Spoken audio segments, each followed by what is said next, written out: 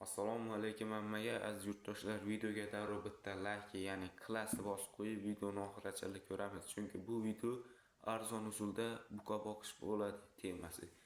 Aziz yurtdoshlar, uy sharoitida qanday qilib arzon mol boqsa bo'ladi, ya'ni novvoschalarni boqsa bo'ladi aziz yurtdoshlar. Bugungi videomiz shu haqida bo'ladi.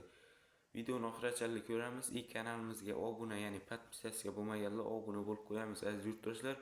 Bu video bez montaj qo'yaman aziz yurtdoshlar YouTube'ga. Videoni oxirigacha ko'ramiz. Birinchi o'rinda chorva boqish uchun birinchi o'rinda joy muhim, chunki joy, yem, chorva uchinchi o'rinda. Birinchi o'rinda joy masalasi ko'p odam kichkina qilib molxona qurib qo'ydi. Ko'p odamda umuman molxona yo'q. Aziz yurtdoshlar, bu video eng arzon usulda chorva boqish, ya'ni novvoscha boqish bo'ladi. Masalan, hammani uyda bilaman, ya'ni xoda deymiz-ku biz, Xorazm shevada xoda deyiladi. Ag'ashmi, shunaqa yippa, buni yog'och, ya'ni yog'och, taxtadan chiqqan отходlar. Bilasizlar, отходlar вообще arzimagan pul bo'ladi. Mana shundan olasiz. Yozda bilaman, hammaning uyida tomorqasida 2 sotik, 3 sotik joyi bo'ladi. 1 sotik ham yetib ortadi ahvollar. Bahor oyi keladi, masalan, aprel oyida mollar to'ngmaydi, ya'ni tashqarida turib, sovuqda hech qachon to'ngmaydi.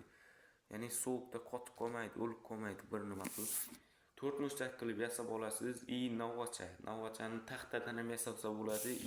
Hozir 500 ming so'mga chotki novalarni yasab beryaptilar, ya'ni konteyner mahsulotidan. Aziz yurtdoshlar, 10 ta shunaqa qilib yasaysiz, 10 ta chorvaga 1 sotik yetadi. Agarda 20 taga 30 ta chorva olishga pulingiz bo'lsa, sal 2 sotik, 1,5 sotikka kichkina qilib kvadrat qilib olasiz.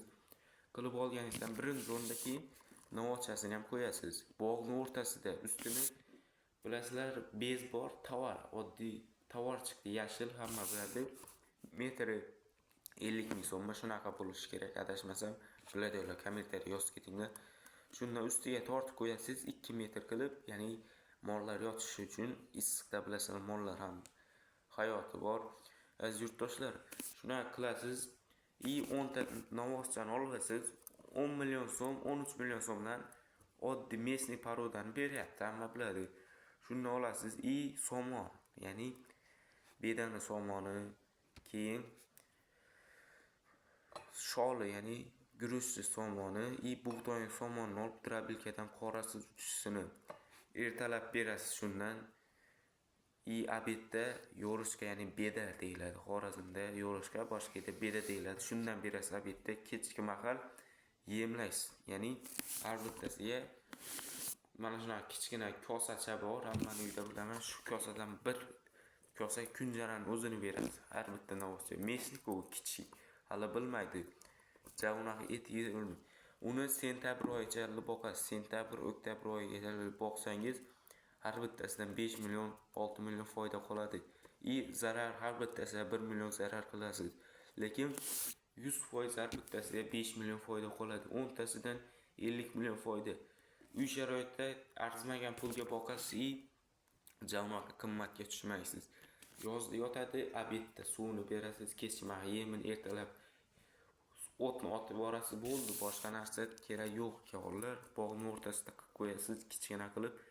Tomorqani ham narsa ekilmagan, keraksiz, bo'sh yotgan joyda qilish kerak. Chunki tomorqa ham oziq-ovqat, ya'ni produktlarni yetishtirish kerak aziz yurtdoshlar.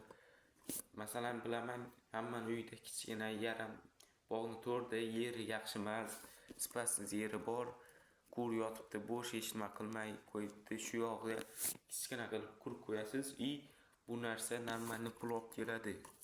Bilasizlar, hozir go'shtga talab kundan kunga kuchayyapti. Ya'ni masalan, hozir go'shtning narxi 120 ming so'm bo'lib turibdi aziz yurtdoshlar. 120 ming so'm edi. Men adashmasam internetda ko'rdim, bozorda. Masalan, oddiy molning sveji go'shti, ya'ni yangi go'sht 120 ming so'm. Bu go'shtning narxi qanday tutilib turibdi aziz yurtdoshlar? Birinchi o'rinda chet eldan, ya'ni boshqa Belorussiya, Hindiston go'shti deyilyapti, adashmasam. Shundan go'sht kelib turibdi shu davlatlardan. Bo'lmasa narx 150-160 ming so'mga chiqib ketishi mumkin edi. Chunki go'sht kundan kunga o'sib boryapti. Aholi ham sekin emas, ancha o'sib qoldi. 38 millionmi aholimiz bor, bilasizlar. Adashmasam 38 million edimi? 37 mi? Kommentariy aniqini yozib ketinglar. Shu odamlar hamma bilasizlar, oyiga eng kam olgan odam 1 kilogram go'sht oladi aziz yurtdoshlar. 37 million aholi 1 kilogram go'sht olsa 37 million kilogram go'shtni qayerdan topsa bo'ladi aziz yurtdoshlar. Molni O'zbekistonda boqish kamayib ketyapti, chunki hamma mol boqmayapti, chunki mehnat qiyin deb boqmayapti, lekin mehnat qiyin bo'lsa ham ancha foyda qilib qo'ysa bo'ladi moldan. Ko'pchilik bilaman molxonasi bor, lekin mol boqmayapti. Shuni boqadi odamga bersangiz ham normalniy foyda qilib sizga arenda pulini beradi aziz yurtdoshlar. Ko'pchilik bilaman moli bor, lekin qo'yishga joyi yo'q, sotib yuboryapti. Arendaga bitta fermani oling yo biron uyda bilan mol boqmay qo'yib, shuni arendaga olib tozalab kunda qilib yursangiz normalniy foyda bilan chiqib ketasiz. To'g'risi aytsam, ko'p odamga hidi bor molni, qo'yini hidi bor deb boqishmayapti. Aziz yurtdoshlar, hidi bo'lishi mumkin, tagini tozalab har kuni aplikatsiya yursa tagiga hech qachon molning tagidan sassiq hidlar chiqmaydi aziz yurtdoshlar. Shuni unutmaymiz, chunki tozalikka qaraymiz, odamzod ham tozalikka qaraydi. Molni ham tagini tozalab yursangiz hid chiqmaydi aziz yurtdoshlar. Videoga bitta like bosib, videoni yana ko'ramiz, chunki ikkinchi qismini qilamiz, xudo xolasa bu videoni. Bu videomiz adashmasam shu 1000 prosmotr, ya'ni 1000 odam ko'rsa mana shuni ikkinchi qismi chiqadi. Ya'ni uy sharoitida arzon mol boqish, arzon mol boqish deb ikkinchi qismini chiqadi. Bu qismi birinchi qismi bo'ladi aziz yurtdoshlar. Bu videoni 1000 ta odam ko'rishi kerak. 50 ta like bo'lishi kerak. 50 ta yoki 70 ta like bo'lsa, ikkinchi qismi 100% chiqadi. Chunki o'tgan safar ham chiqaraman dedim, qishloq xo'jalikda top 3 tasini chiqargandim, bizneslar kecha chiqdi, top 5 tasi chiqdi. Aziz yurtdoshlar, 50 ta like, 1000 ta prosmotr ikkinchi qismi chiqadi buni.